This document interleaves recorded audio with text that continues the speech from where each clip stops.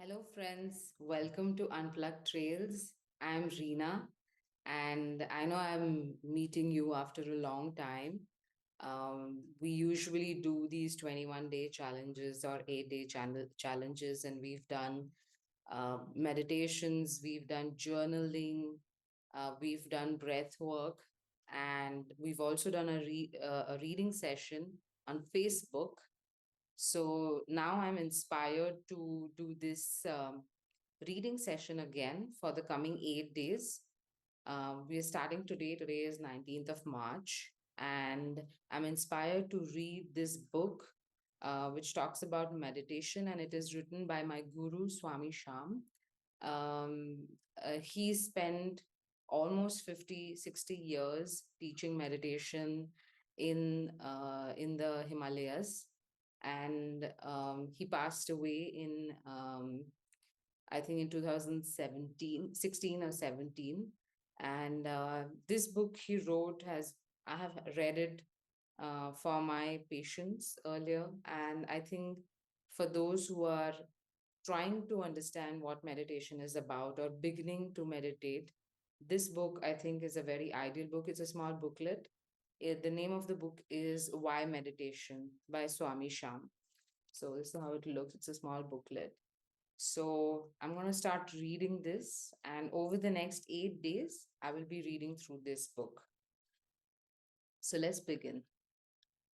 When people hear the word meditation, they understand it according to their own concepts. Some understand that meditation is for a recluse who has turned his back on the world and active life.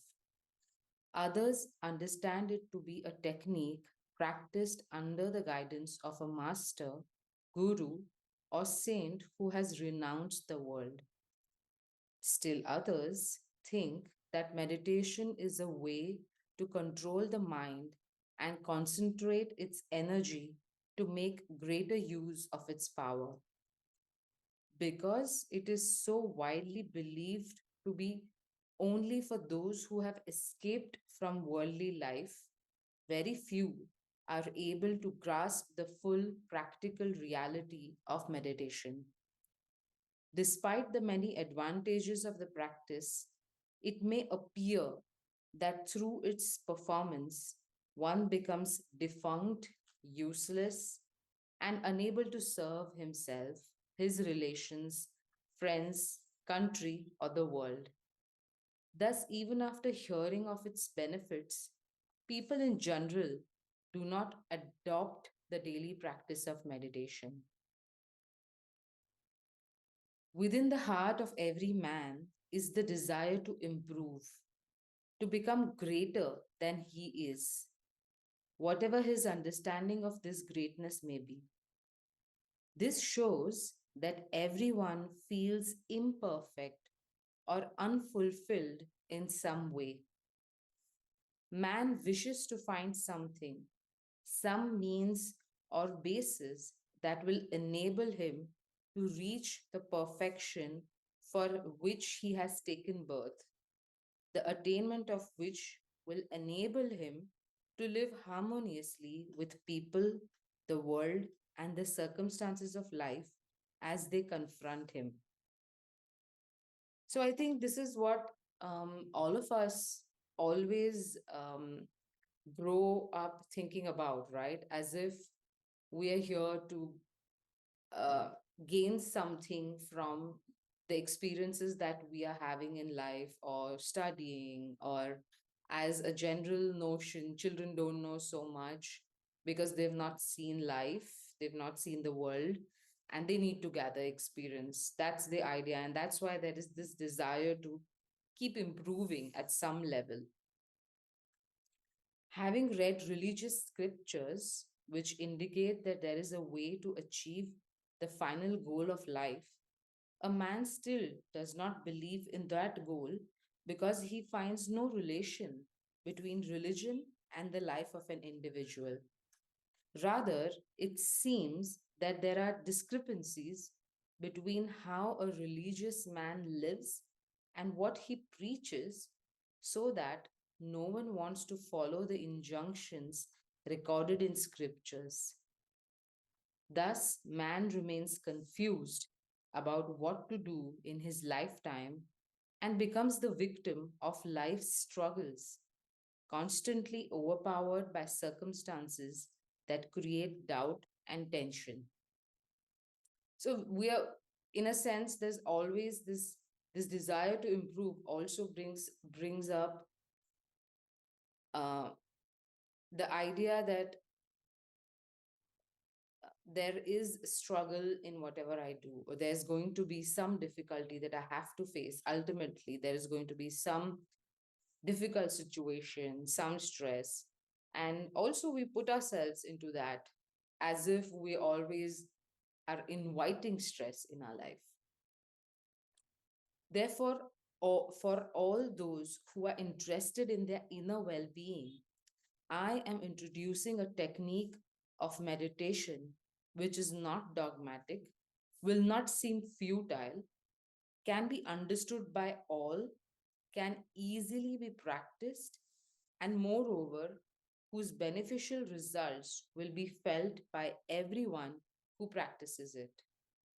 The mind will know the result in the form of joy and freedom, freedom from doubt, skepticism, and confusion. While on the level of the body, one will become healthier, happier, and freer from weaknesses. For the sake of clear understanding, I call this technique as Sham Dhyan or meditation on space. The word Sham means the blue space, generally perceived when the eyes are closed and one is on a higher plane of consciousness. One sees this very clear blue space with the vision of one's own mind when every level of mind, intellect, and ego has been transcended. The experience of this space can be compared to looking into clear ocean water, from the surface of which one can see fish swimming far below and can even see the ocean floor. Dhyan or meditation means keeping the attention on that space all the time.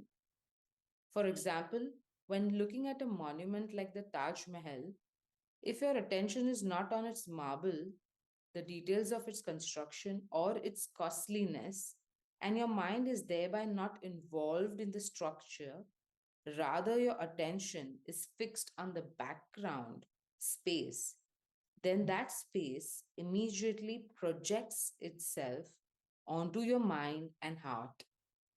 You feel your own excellence, expansion, brightness, clarity, and freedom because these are the very qualities of space.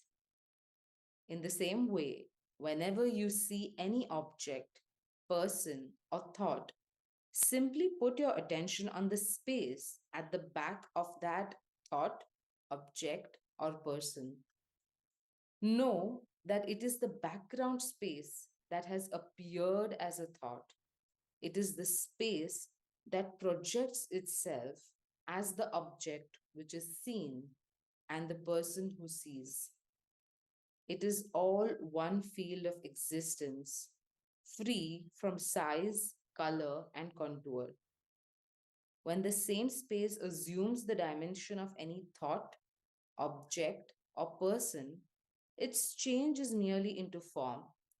It has not changed its basic quality as space. That space is everywhere. That charm is everywhere. Focusing the attention on charm space is meditation.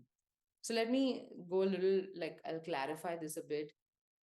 When he talks about charm, or when he says that this is when you close your eyes and when you look at that space, that blank space, that blue space, our attention is there even when your eyes are open, even when you're interacting with somebody. That is the meditation on sham space. Um, it's like water assumes the form of water droplets, water assumes the form of waves, water assumes the form of ice, water assumes the form of whirlpool, but ultimately it's all water. So that's what he's trying to say. It is ultimately all one field of existence, free from the size, color, and contour. And the form that has come up is a mere change, a mere temporary change, but the underlying space is always present, is ever present. And that's the dhyan, the meditation has to be on that space. So just in 4 pages, he's clarifying this so much. Moving on, I'm just going to read another 2 pages. The root cause of pain, suffering, doubt, and skepticism is the severance of one's connection with one's own life spring. The original source of life is that which is full of power in the form of pure existence that never dies, in the form of pure consciousness that never changes, lessens, or becomes ignorant and stupid, and in the form of pure bliss that never increases or decreases.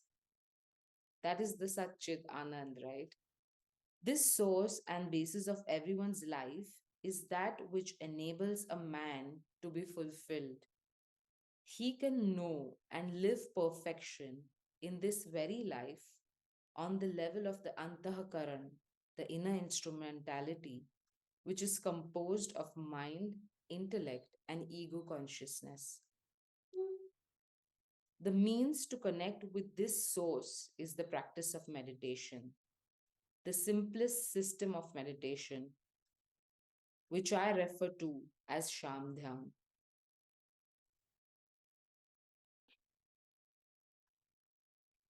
I am open to the name being translated as space meditation.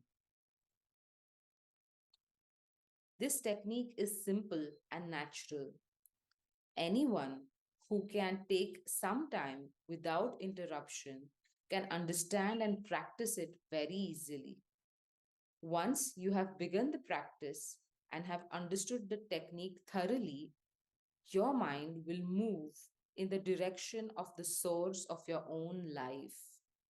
This source exerts the greatest possible power of attraction, and from your very childhood, its force has been drawing you.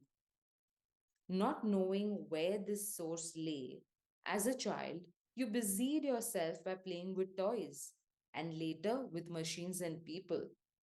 In reality, the attraction has always been to your own source, the source of this human life. And so the mind moves easily in that direction. So he's saying that our connection with that source has been sort of deviated because of our own engagement with different things in life that are external.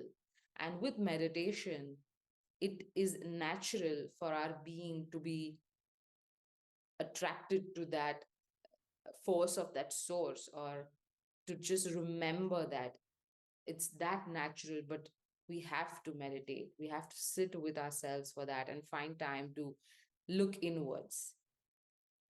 In reality, the attraction has always been to your own source, the source of this human life. And so the mind moves easily in that direction. Once it does so, it cannot fail to touch the ultimate field, because that field is the source of your mind, the very source of your life. Once you try, your mind must hit the target. When you come out of meditation, you're bound to feel the freshness of new life and new zeal for working in the relative field. There will be a sense of delight in every action and every meeting. Days and nights will become joyful. These results will be noticed even after the initial attempt, because this power is the treasury or the source of all the powers operating in the world. When your mind connects with this source, it emerges with greater strength. Your behavior, actions, and all your dealings will reflect an increased amount of this energy, power, or consciousness, and delight will fill your mind, heart, and being. I have spent more than 48 years practicing this technique, and I'm convinced that it works 200% in the life of the practicant. During the last 10 years, I have introduced it to hundreds of people, and all have felt the delight of connecting their individual consciousness with their own source of energy and have experienced this power of consciousness more and more every day. Now they are practicing meditation all over the world, having become convinced that every individual can derive benefit from it. They have started working to help others because every human being has come on earth first to work for himself and then with the knowledge that the pure self or pure being dwells in all to devote his life to the service of others. I have become happy, healthy, free, strong, and dedicated to work not only for myself, but for my friends, my country, and my world, since I have come to know that the real self, the ultimate source of life, is one and the same in every being. Why then should this knowledge not be given to all? Great. So, with this, I would like to end the first session today. I hope you enjoyed listening to it. It has given us some real deep gems in just the first 8 pages. That's why I've recorded this so that you can go back and keep listening to it again and again. Thank you for listening. Welcome to Unplugged Trails. And you can also go on to Instagram, Facebook, or YouTube to listen to this video. It will be there everywhere. Thank you. See you all tomorrow on day 2. Bye bye. Lots of love.